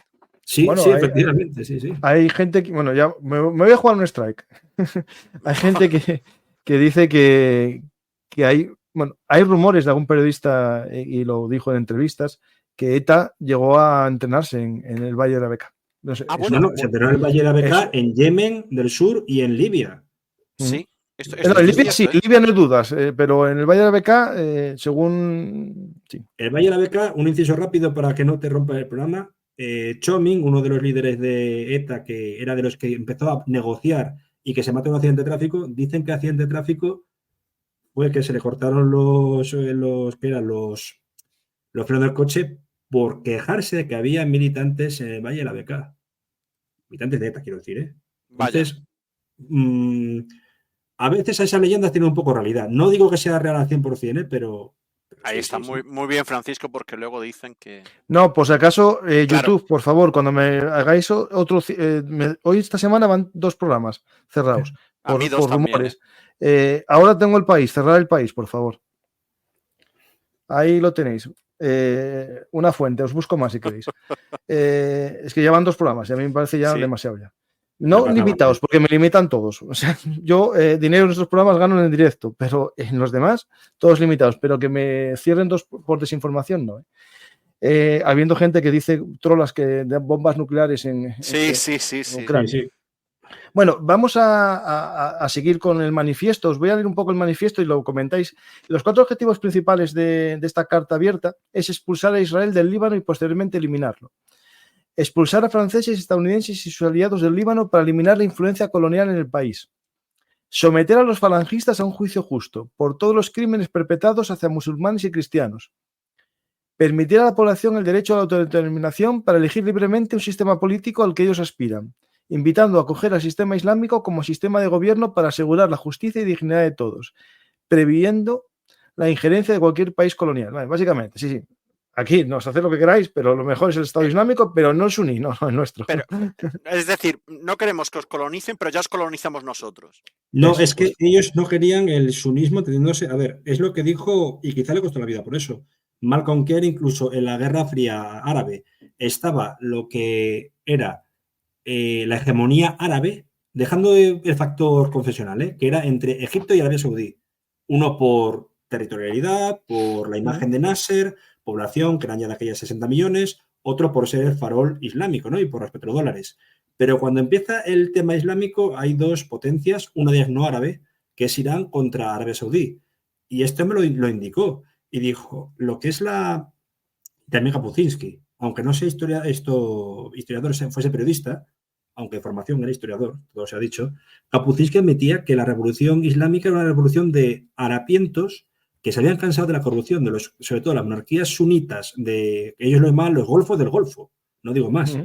Y en aquel instante, Khomeini, que una persona de 80 y pico años ya, moribundo, porque estaba muy mayor, desdentado con esa pinta, hubiese logrado levantar a todas las capas sociales de Irán, incluida la burguesía, contra esa, tenía mucho mérito. Lo que pasa que lo que no se esperaban es que luego quisiese expandir esa revolución islámica a costa también encima del sufrimiento de su pueblo.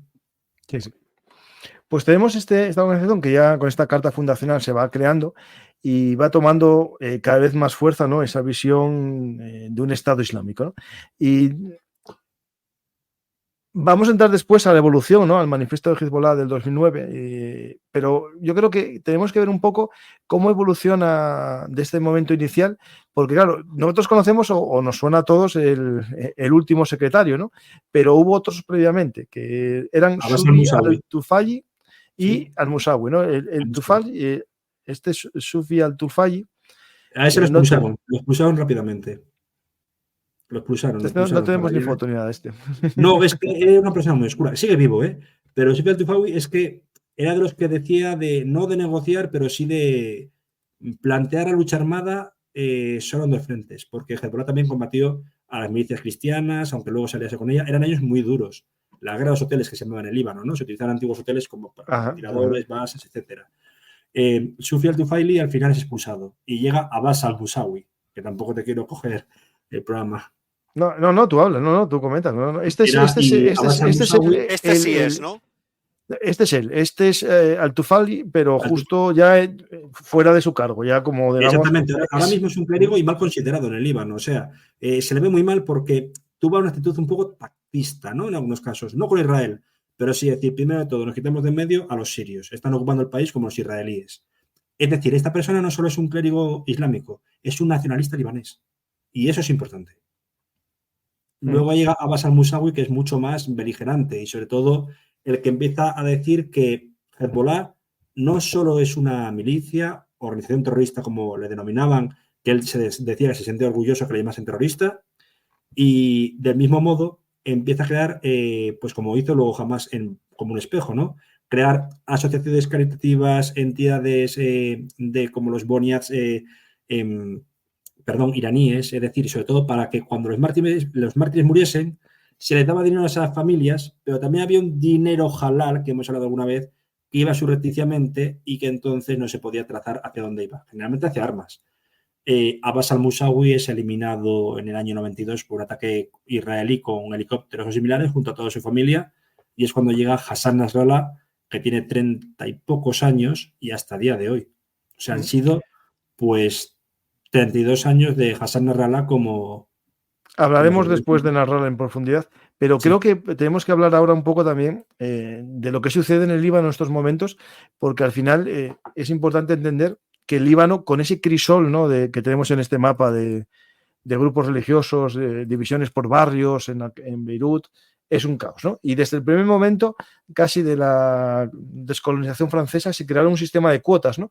Y, por ejemplo, el sistema de cuotas, para que entendamos y veamos un ejemplo, podemos poner este cuadro que tengo aquí para que lo veáis, de cómo está repartido el Parlamento. Claro, el Parlamento en el año 1989 se llegó a un acuerdo que se llama el Acuerdo del Tafí, para repartir el Parlamento. Pero no se reparte como sería normal por provincias o por territorios, porque pues, tú vas viendo el mapa, pues dividimos el país igual que los coloritos y nos sale. No. Lo dividieron basándose en concesiones. Es decir, cada religión, cada secta incluso dentro de una religión, tiene sus escaños y hay partidos políticos que compiten por esos escaños, ¿no? Es decir, dentro de los maronitas cristianos hay un grupo de cristianos que compiten, dentro de los sunitas otros, dentro de los chiitas otros.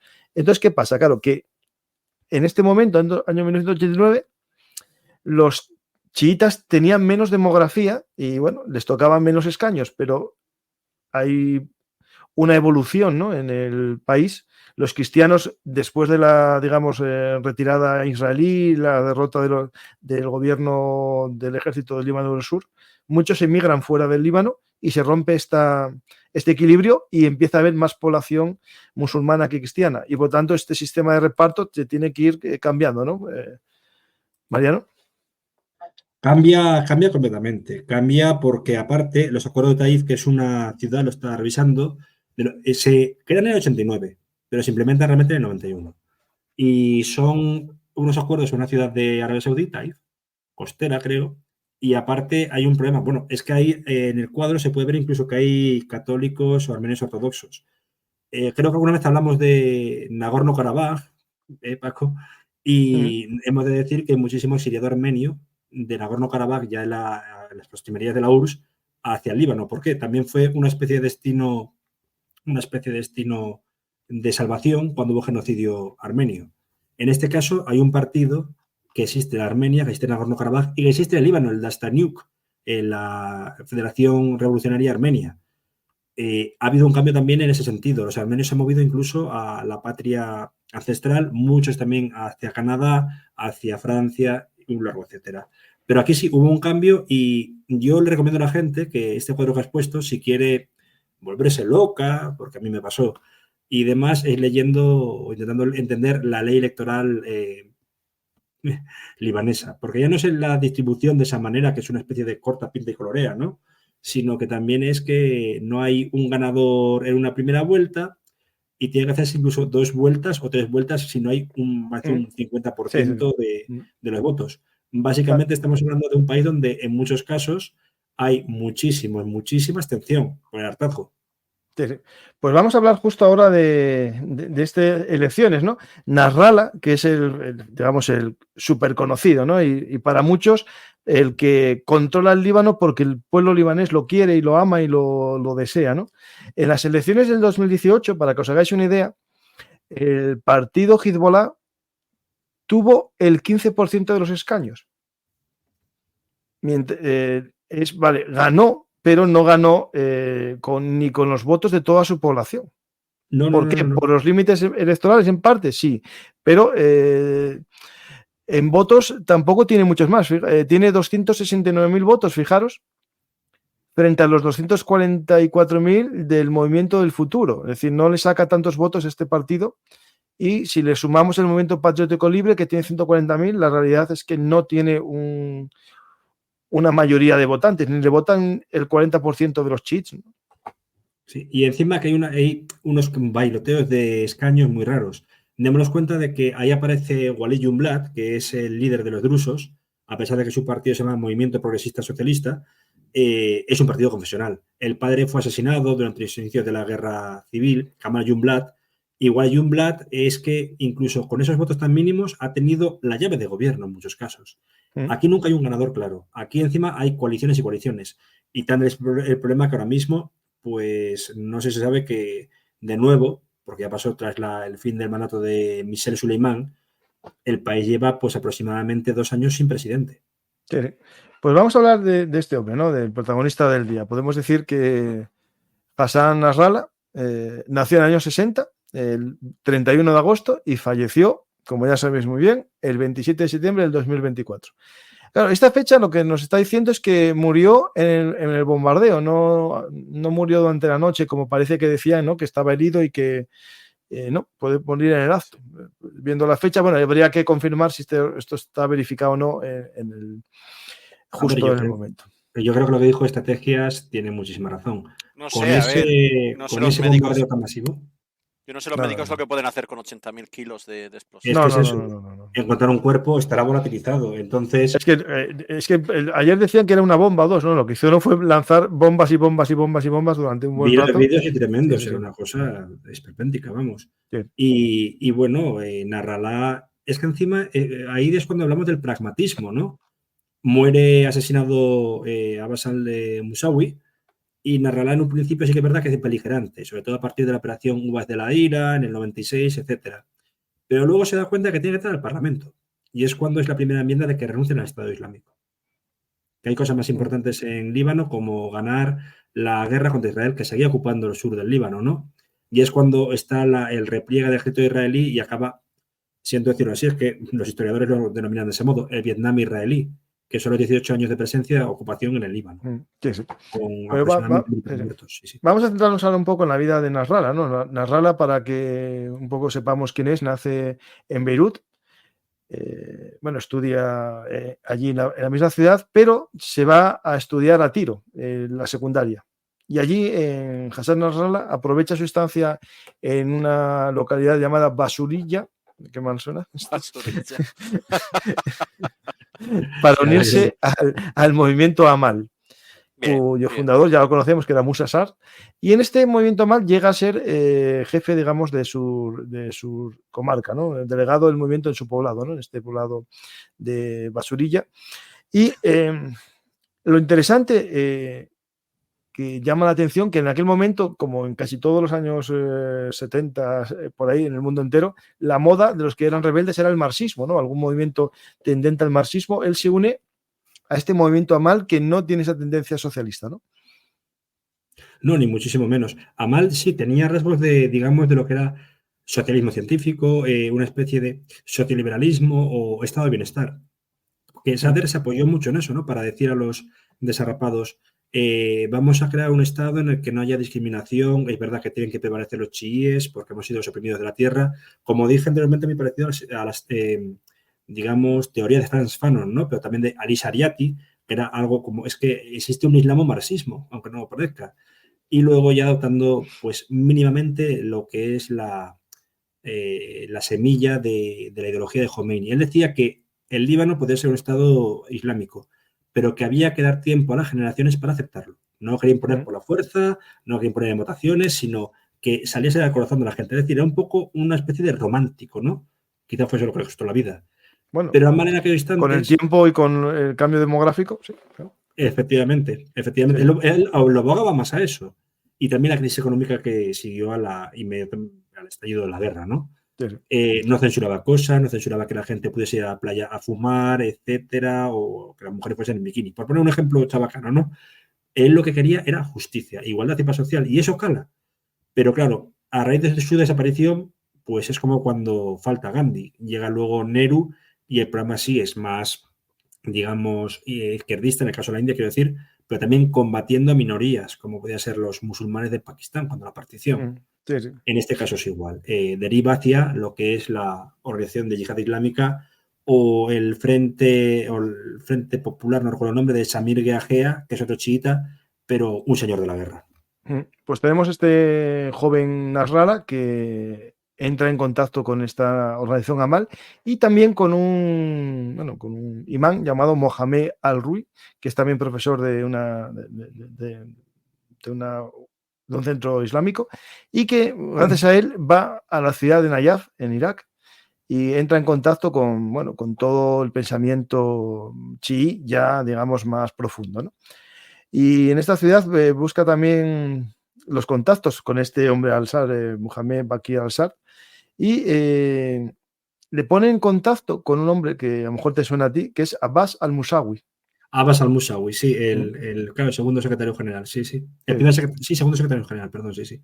Una cosa, cuidado, el Sadr, el que citaste de Bakir al-Sadr no tiene que ver con Musa al-Sadr, sí, digamos el mismo clan, pero era una persona importante en Irak que es ejecutado junto a su hermana por Saddam Hussein en 80-81. Otro es ejecutado en el 99, que es la primera gran levantamiento chií en abril contra Saddam Hussein. No se vio casi nada en lo que fue la televisión occidental. Y luego está Muqtada al-Sadr, que tiene un bloque todavía bastante potente en el Parlamento iraquí, que era el principal insurgente chií contra las tropas anglo-estadounidenses durante la ocupación de Irak. Es decir, es todo un clan, pero tiene más o menos la misma ideología, es cierto. Pues tenemos aquí que al final este joven libanés lo becan o le dan el dinero para que pueda estudiar con al-Musawi, que al parecer es una de las madrasas más duras de la zona, y que lo que en otros lugares tardaban 5 años en asimilar, en su escuela de jurisprudencia Al-Wansa se hacía en 2 años. Digamos que hacía formación express, una especie de doble grado, todo combinado en una. Y en 2 años aprendían toda la formación de memoria, el Corán y mucho más. Sí, y se convertían en jafites, pero también otra cosa que quería decir sobre los dos, ahí también estaba el antiguo, porque lo he visto en alguna especie de biografía, no apócrifa, pero de Nasrallah en inglés, y era que la letra con sangre entra. No con Nasrallah, pero los chavales que no aprendían rápidamente llevaban una somanta de palos hasta que aprendían todo. Pues bueno, aquí al final esta zona tampoco tuvo mucha suerte, porque al final esta escuela fue cerrada por la policía iraquí porque ya tenía miedo a la radicalización que se estaba produciendo en esa zona, y él, la suerte que él estaba en el Líbano, al igual que su profesor, su profesor justo cuando llegó la policía iraquí no estaba. No, y aparte porque Saddam ahí purgó. He dicho lo de Bakr al-Sadr, su hermana, pero en aquel instante el chiismo militante ya empieza a atacar Irak.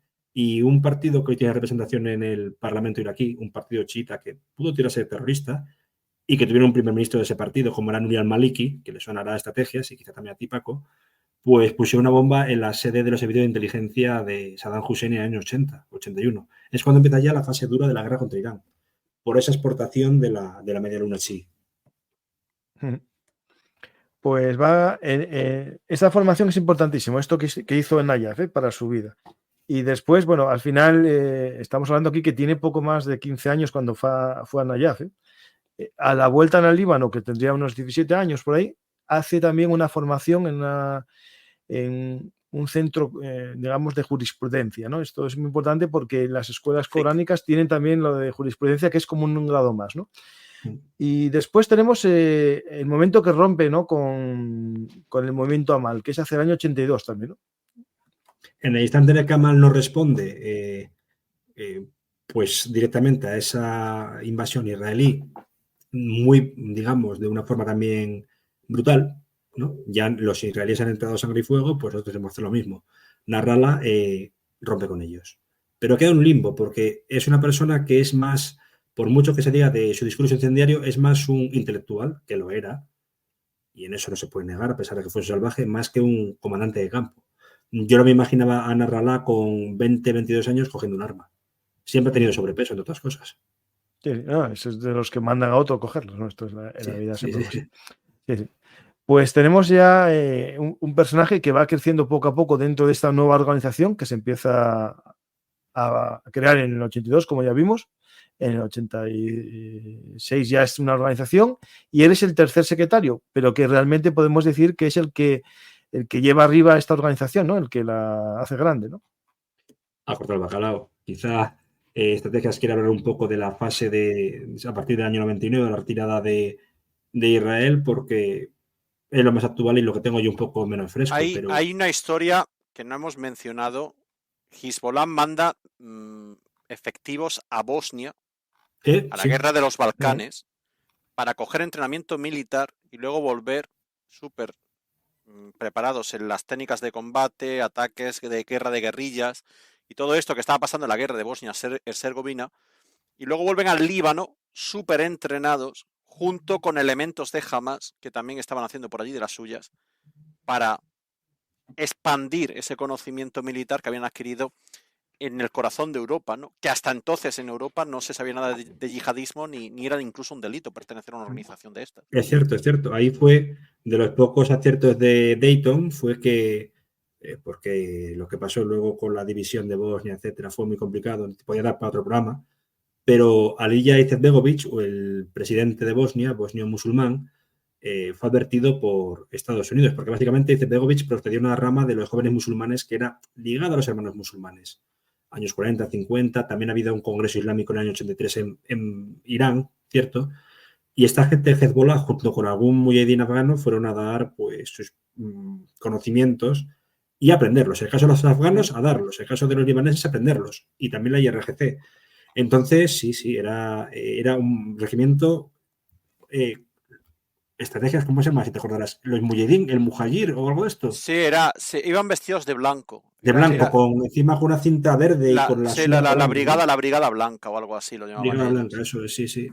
Los mártires de blanco, algo así. Sí. Pues vamos a ver un poco que también Nasrallah, ¿no? Es el que convierte esta organización muy claramente, digamos, de grupos terrorismo ordinario, es decir, normal y corriente, todos los días atentados o intentando hacerlos, a algo que ya es más institucionalizado, es decir, convertirlo en un ejército, aunque tenga el mismo fin, ¿no? Que es el mismo, destruir el Estado de Israel de una forma violenta, pero lo hace ya no como un grupo terrorista, sino como un ejército. De hecho, los militares israelíes hablaban que para ellos era casi mejor esa institucionalización de Hezbollah a la hora de destruirla, porque sería luchar una forma de una guerra regular, ¿no? Una guerra como lo que estamos viendo ahora, que sería más difícil que con un grupo terrorista. Voy a mostraros año por año algunos de los atentados terroristas que se dice que realizó Hezbollah o el entorno de Hezbollah, y vais a ver cómo va bajando el número de atentados anuales debido a una razón, que es esa institucionalización que hace el grupo, ¿vale? Lo saco de la Wikipedia porque me parece que eso es indiferente, la recopilación suele ser correcta de datos. Si os fijáis, en el año 82 está un ataque a suicida en Tiro, que es el que os contaba de los israelíes. No aparece el de la yihad islámica, pero en el 83 ya vemos más el atentado a la embajada de Estados Unidos, el de agosto, un secuestro de avión de la empresa Air France, un ataque terrorista en Beirut contra los cuarteles de los marines, que ya hablamos, también el de Francia, el de un ataque a un coche con coche bomba a una unidad francesa de la Legión extranjera en el Líbano, otro ataque terrorista en Tiro contra dos escuelas usadas como guarniciones policiales israelíes, un ataque con coche bomba contra la embajada de Estados Unidos en Kuwait, un ataque con coche bomba contra la embajada de Francia en Kuwait, un ataque con coche bomba contra una refinería de petróleo de Kuwait, un ataque con coche bomba contra una torre de control del aeropuerto internacional de Kuwait, un ataque con coche bomba contra el Ministerio de Electricidad de Kuwait, un ataque con coche bomba contra el conglomerado de la Raytheon Corporation en Kuwait. Y bueno, en el 84 vemos que todavía sigue realizando bastantes ataques terroristas, como el asesinato de Malcolm Kerr, como decía muy bien Mariano, el secuestro de un avión de Air France que volaba desde Frankfurt a París y se lo llevaron a Irán y lo hicieron explotar. Y si me permiten decir, en el 85, bueno, creo que casi todos habremos visto la película de Chuck Norris, sí. Delta Force. Wow. El marinero que se asesina en Argelia, cuando aterriza un avión de lo que parece ser que está secuestrado por la LP o similares, realmente era Hezbollah, el que lo hizo en el 85, y era un buzo estadounidense, Robert Steinberg, debe estar un poco más abajo. Y sí, primero le reventaron a golpes y luego le tirotearon y tiraron el cuerpo a lo que era la pista de aterrizaje. Esto fue el primer contacto de muchos con el Líbano, yo creo. Yo creo también. Gran película, ¿eh? Sí. De hecho, para que os riáis, obviamente no se pudo rodar en el Líbano y se rodó en partes de Israel que la hacían pasar por Beirut. Y había algún fallo como que veías a alguna tienda y tenía los carteles en hebreo. No lo habían cambiado. Sí, verdad, sí. Y aparecía un cura que era del Mossad. Sí. Exactamente, un cura que era un espía del Mossad. Bueno, sería normal, un cristiano en este momento seguro. O sea, en el 84 estaba el asesinato de Michael Kerr, el secuestro de un avión de Air France, que lo conté. 23 personas asesinadas en Beirut en un ataque de la embajada, que es el que hablamos antes de los anexos. El 3 de diciembre secuestran un avión de Kuwait Airlines en un vuelo de Kuwait a Pakistán. Se llevaron el avión a Irán y lo torturaron a los tripulantes y pasajeros delante de todo el mundo como método de extorsión. Fue el mayor chantaje de la historia de la aviación comercial. Amenazaron con hacer explotar el avión, incluso llegaron a leer su testamento y rezar sus últimas oraciones. El 85. En marzo del 85 secuestraron a 8 ciudadanos israelíes en Beirut y los asesinaron uno por uno al no ser atendidas sus exigencias. El 25 de mayo de 85 intentaron terminar con la vida del jeque Jaber al-Hamad al-Jaber al-Sabah, emir de Kuwait. El de Emirato de Kuwait. Sí, lo comentaste tú antes, sí. Sí. El 14 de junio se produjo el secuestro de un avión de la empresa TUA, que volaba de Atenas a Beirut. Asesinaron a un pasajero, Robin Dean Stern. En julio de 85 hubo un ataque terrorista atribuido a Hezbollah contra una sinagoga en Copenhague. 1986. En febrero de 86 explotaron bombas en el centro de París. Entre 85 y 86, 13 personas murieron asesinadas y más de 100 resultaron gravemente heridas en estos atentados. En marzo del 86 explotaron bombas en el centro de París. Bueno, son estos 3 atentados, ¿vale? Las bombas explotaron en trenes repletos de pasajeros en el subterráneo, en centros comerciales, en los Champs-Élysées y en la Torre Eiffel. 11 personas fueron asesinadas y 220 quedaron heridas. ¿Estas yo no os conocía a vosotros? Esto, bueno, los A mí conozco esto me sorprende. Espera, esto a ver si es... Espera. Sigue. Sí, perdón. Esto es lo copió año después, os acordaréis, Estrategias y Paco, en el 95, el Grupo Islámico Armado en París, poniendo bombas también en el metro de París. Sí. Lo copiaron, del mismo modo. Y luego va Macron y se sienta con ellos. Pero yo esto nunca lo había oído, de verdad, ¿eh? Es que la verdad es que la lista de Hezbollah que hay detrás de Hezbollah, lo que pasa es que nosotros estamos eclipsados con la guerra del Hezbollah contra Israel, tirando cohetes y demás, pero es que la gente tiene que saber que lo que se han llevado por delante Israel los últimos 5 meses es una organización que tiene una lista detrás de cuerpos que estáis viendo ahí. Si me permitís, por todo el planeta. Por ejemplo, sí, aquí tenemos las brigadas Alabás, tenemos las brigadas, la de Radwan, el grupo Radwan, pero también es que incluso hubo un momento en el que hubo un conato de ruptura con Al-Assad, con Hafez. Hay unos atentados del año 87 cerca de la mezquita de Zainab y decían que habían sido agentes iraquíes de Saddam Hussein. Podía ser, pero también decían que era Hezbollah por el tema de que les habían cortado, digamos, la financiación. Muchas veces lo que hacía pasar Al-Assad cuando había, para darles un tirón de orejas a Hezbollah, a grupos que están bajo el paraguas también de Siria, era, que os habéis puesto tontos conmigo, pues esta semana no tenéis agua ni luz. Tan fácil como eso. Fíjate. Cuartel general. Francisco y Mariano, yo me tengo que marchar, ¿vale? Porque tengo que hacer un par de cosas más. Antes de marcharme, me gustaría preguntarle a Mariano López de Miguel, porque hay un montón de gente que lo estaba viendo de este directo. Muy rápidamente, yo sé que ahora lo vais a tratar vosotros, y el que quiera seguir con vuestro directo, ya sabéis que podéis ir al canal de Francisco. Mariano, dime. ¿Qué viene después de Nasrallah? Pues hablando ayer de la que volvió en el tren con el compañero de la Complutense, pues se puede esclavizar el grupo, desde luego. Pero lo que pasa es que estas organizaciones, es cierto que hay un esquema piramidal, también lo copió Daesh, y como sabemos Daesh llegó otro emir y otro emir. Otra cosa es que tenga la capacidad operativa de antes del asesinato de Nasrallah, porque Nasrallah era un excelente relaciones públicas, sabemos que lo entrevistó Assange, entre otros, es Assange que la gente ve como un héroe y que es verdad que ese confinamiento que tuvo, esa detención sin cargos, era un sin Dios, perdón por la expresión, pero no es esa persona tan luz clarividente que de la que se habla. Entonces, yo recomiendo a la gente leer el libro de Norton porque también hablaba de ese tema en un hipotético futuro y el libro de 2012, ¿no? Si muere Nasrallah, si es eliminado, ¿quién vendrá? Habrá alguien más, pero lo que pasa es que ahora probablemente sea alguien que procede del grupo Radwan y que sea más radical. Lo mismo que ha pasado con Yahya Sinwar tras la muerte de Haniyeh. Hay dos nombres, Mariano, que suenan mucho. Francisco, ¿puedes poner el gráfico que acabas de poner? Sí. Por favor. Estaba buscando eso porque no quiero poner esta fuente. Hay dos nombres que Naim Qassem y Hashem Safif al-Din son los que más están sonando. Naim Qassem, que es el segundo comandante el segundo vicesecretario general, de Hezbollah, tiene un problema. No es que tampoco fuese un chiquillo Nasrallah, pero Naim Qassem tiene 72 años y una salud muy precaria. Tuvo un ictus hace 2 años. No creo que pueda. ¿Y Hashem Saif al-Din? ¿Perdón? ¿Y el otro, Hashem Saif al-Din? Esa persona es más bien vista porque combatió directamente en varios frentes. No sé si es veterano de la guerra en Irak, en el bando de Irán, tiene experiencia en guerra simétrica y encima es de los que modificó la carta en 2009. Entonces es una persona que obviamente no es un pragmático, es línea dura, pero que en el hipotético caso que tuviese que negociar le puede utilizar de baza. Pero Naim Qassem tiene experiencia militar que Nasrallah no tenía. Exactamente, Nasrallah nunca cogió un arma. Vale. Era presencia en diario, pero narrará otra cosa no. Bueno, Francisco, muchas gracias por acogernos. No, a ti. De verdad, y Mariano. Estoy nos vemos buscando pronto. otro listado porque no me convenció ese porque me parece un poco raro. Este está bien, ¿eh? El de Almas está Yo bien. lo he visto muy bien, ¿eh? Cuando lo citó lo de París, que yo no me lo recordaba, pues... Bueno, lo que estabas diciendo, lo de antes, el listado de antes, vale. Sí, yo es que lo de los trenes me llama la atención. Tengo que ver si encuentro otro listado. Vale. Pues muchas gracias, familia, Estrategias. un placer, a la gente del canal de Estrategias que venga a ver un Artis, historia militar y actualidad. Tenéis que ir a Belumartis y seguir con él. Bueno, un abrazo. Un abrazo para ti. Nos vemos. Hasta luego. Pues tengo ahora, estaba buscando una cronología, pero encontré en esta página, es que esta viene poco, no es exactamente...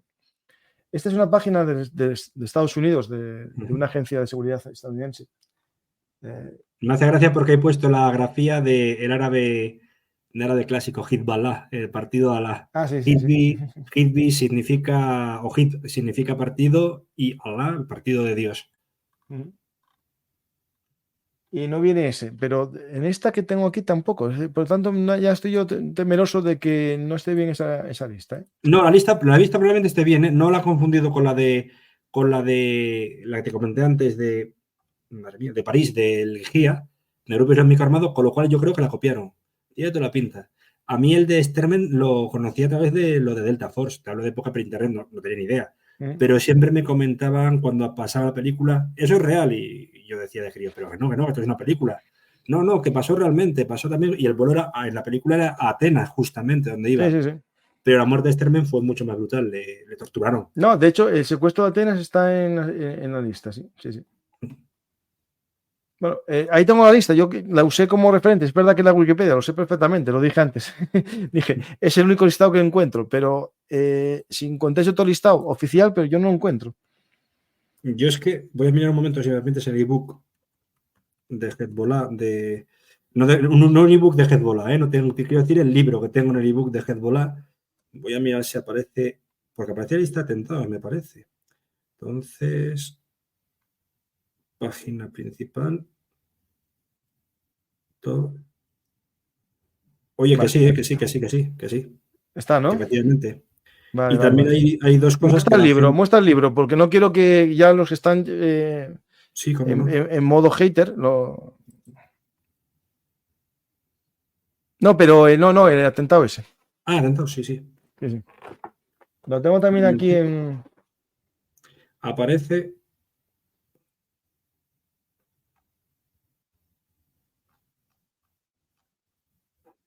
Diablos, perdón, que es que me manejo todavía con el teclado este del ebook. Disculpad, ¿eh?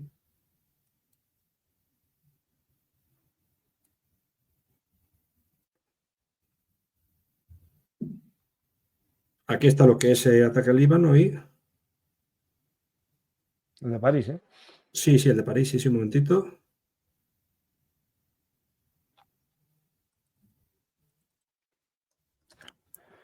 Primero es este capítulo. Hezbollah European Debut. Y en la página, si me permitís buscarla.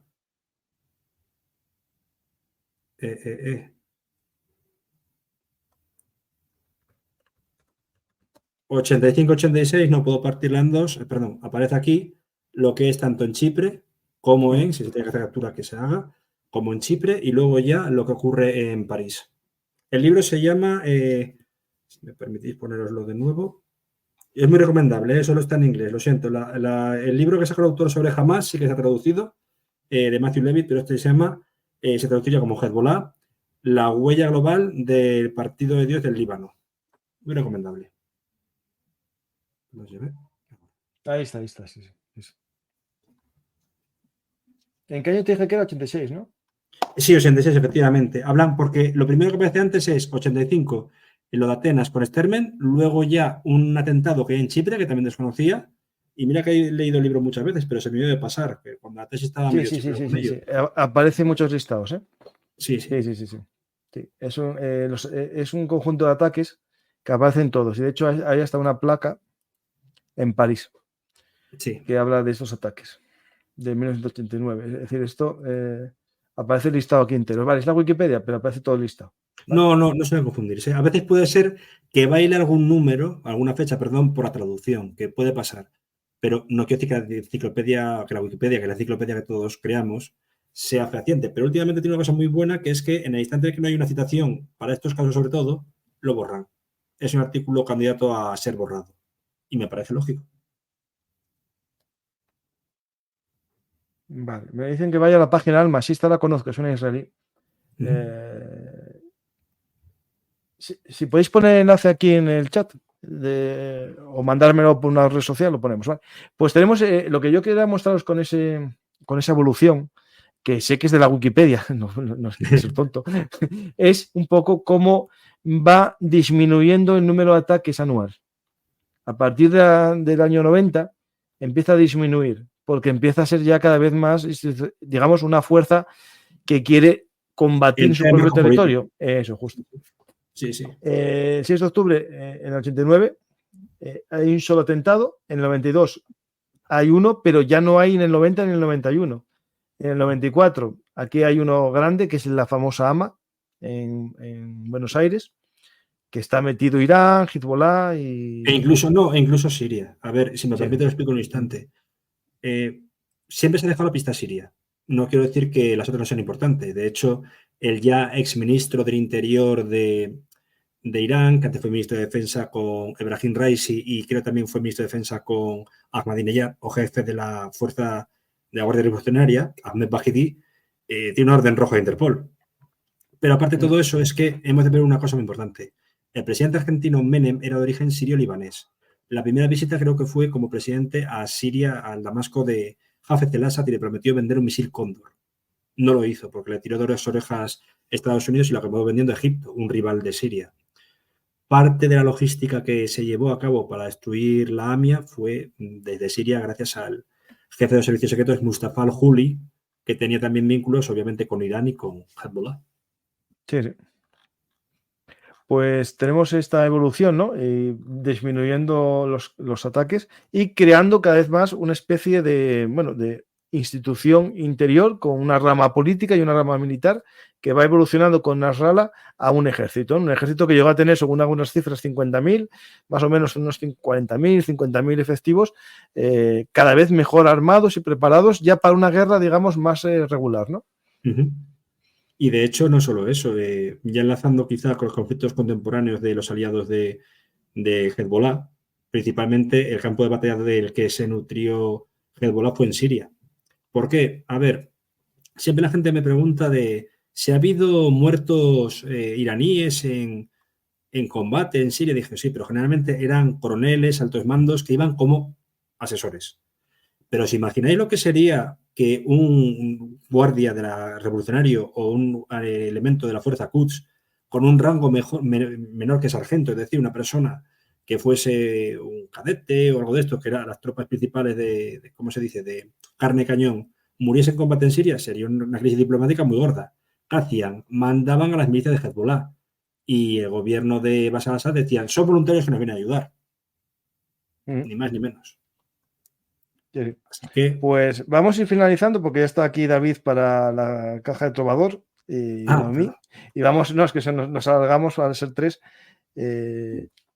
Vamos a hablar un poco solo ya del final de Nasrallah. El que quiera saber su muerte tiene un programa en el canal de actualidad en profundidad que hice yo hoy y otro ayer sobre cómo fue el ataque, cómo fue todo lo que sucedió ayer. Y lo que podemos finalizar, Mariano, un poco ya para acabar, es que el papel, ¿no?, de Nasrallah es crear un ente que supuestamente iba a competir en la vida política libanesa, ¿no? En el manifiesto del 2009, lo que busca es ya ser como un partido político que digamos vaya a elecciones pero seculares, es decir, ya que le votasen incluso gente que no fuesen chiitas, ¿no?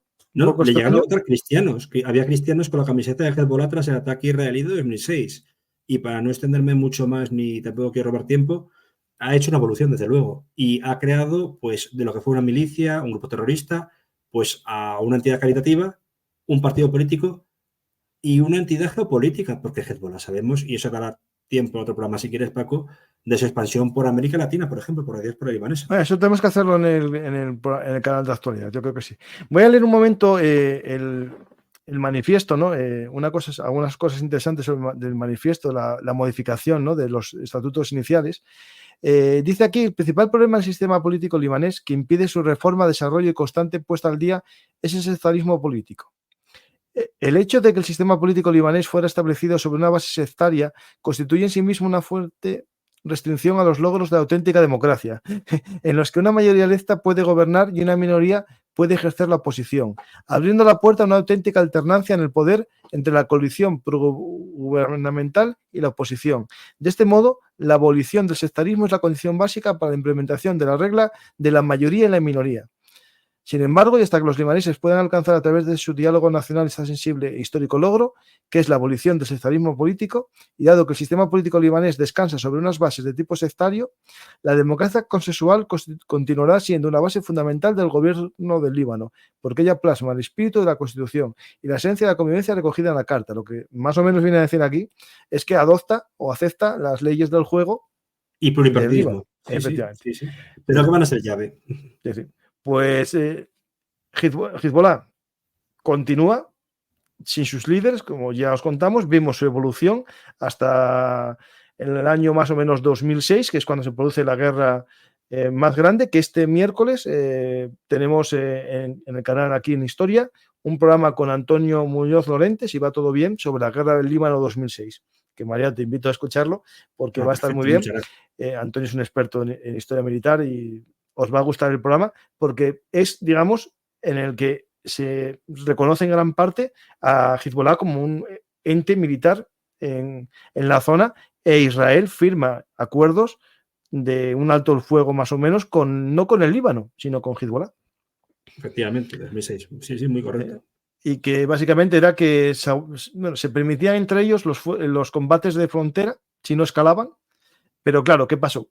Que Israel desde ese momento sabe que algún día va a tener que cortar la cabeza, que es lo que tú comentabas, que estaba ya todo planeado, y que el 7 de octubre, con el ataque de Hamas, Hezbollah empezó a atacar a una escala que era mayor de lo que era habitual en la frontera, ataques casi diarios con cohetes al principio de pequeño tamaño, y va implementándolo, y lleva al desalojo de gran parte de la población israelí del norte, unos 60.000 habitantes, y ahora Israel decide ya acabar con Hezbollah y creo que el método de acabarlo va a ser por el aire la mayor parte, amputando la cabeza de la organización, más que un ataque terrestre, que puede haberlo, no descarto, pero yo creo que viendo las últimas declaraciones puede que vean ahora cómo reacciona la organización, qué hacen los supervivientes, si reducen el fuego, qué va a hacer Irán, si entra o no en guerra.